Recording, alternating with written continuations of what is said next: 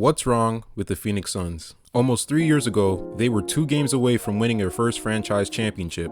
Led by Chris Paul, moved by Devin Booker, and anchored by DeAndre Ayton, the Suns look like a team to be reckoned with for years to come.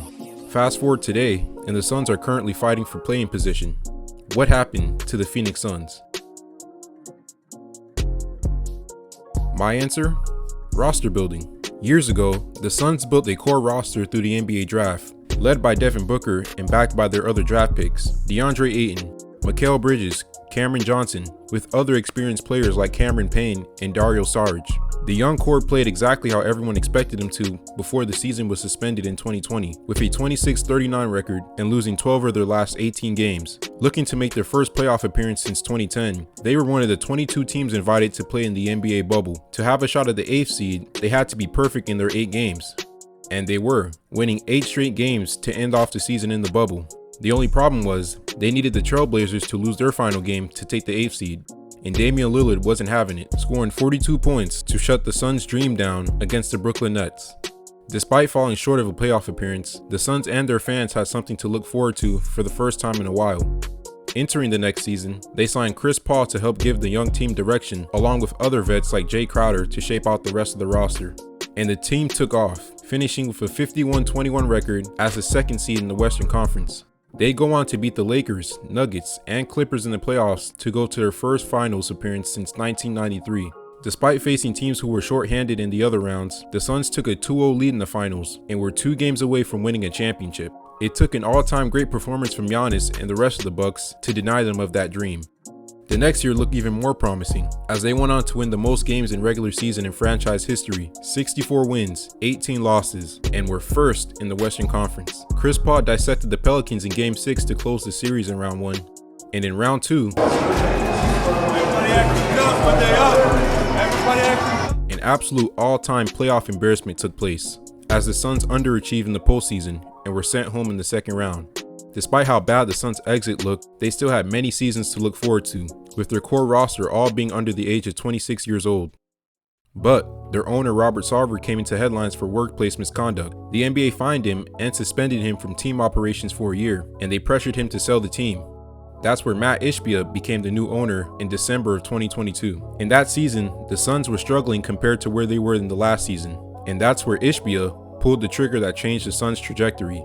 At the trade deadline, he'd moved Mikal Bridges, Cam Johnson, Jay Crowder, 4 first-round draft picks, and a swap for Kevin Durant.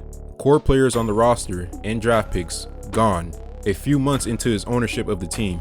The Suns finished with a 45-37 record and was 4th in the West. After beating an injured Clippers team, the Suns got took apart by the Nuggets and were sent home in the 2nd round.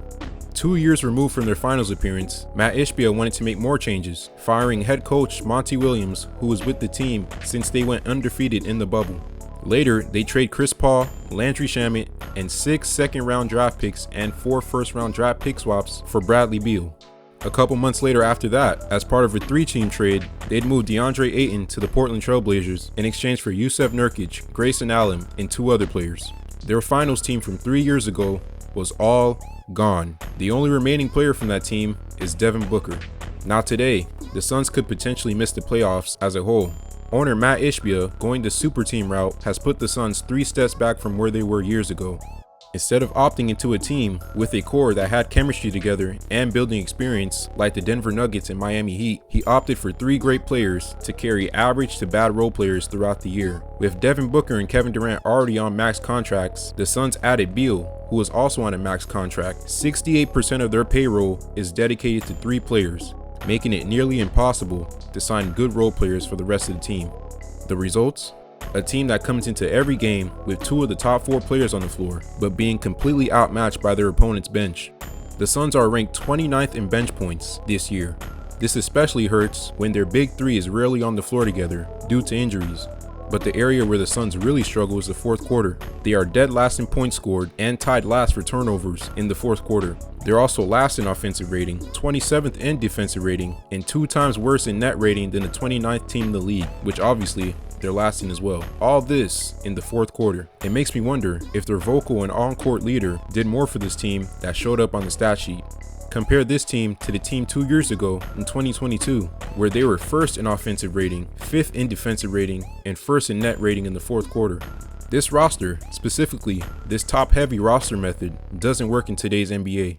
It worked in 2012 and 2017, but it also failed in 2021 and 2022. I explained in my video about the Nuggets that the teams that are finding success in the NBA have either A, built entirely through the draft, or B, find a centerpiece and build entirely around that piece alone. It seems that once you start to move away from that formula, the road to a championship appears much more difficult. The top 2 teams in the NBA were mostly built through the draft, and 2 years ago, this was the Phoenix Suns.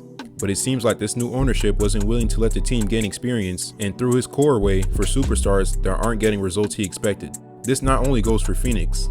The Lakers are still recovering from their Westbrook deal, which set the franchise back. Solid. The Nets are relying on other teams for their draft picks, and the Clippers were great for weeks until as of recently. To win a championship, you need good players, but equally as important, you need a great roster. Was throwing away your young core and future draft picks for 30-year-old superstars a good idea?